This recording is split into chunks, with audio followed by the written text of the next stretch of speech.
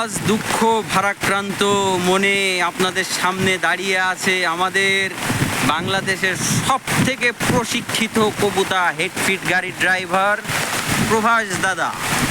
তার সাথে আছে স্বনামধন্য ইঞ্জিনিয়ার নাহিদ।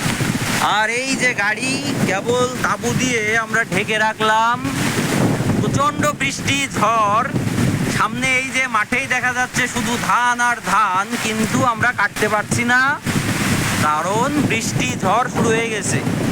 এখন এই যে আবেদিন থেকে আগত ইঞ্জিনিয়ার নাহিদ সাহেব কি বলে দেখি, আসলে আবহাওয়া বিষয়ে যদি কিছু বলার থাকে।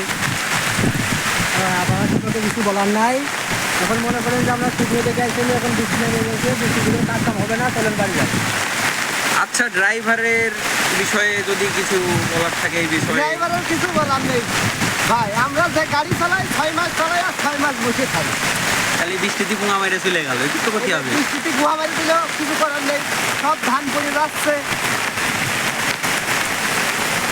ঠিক আছে, আমাদের আবার দেখা হবে, আশা করি সেই পর্যন্ত সবাই ভালো থাকবে।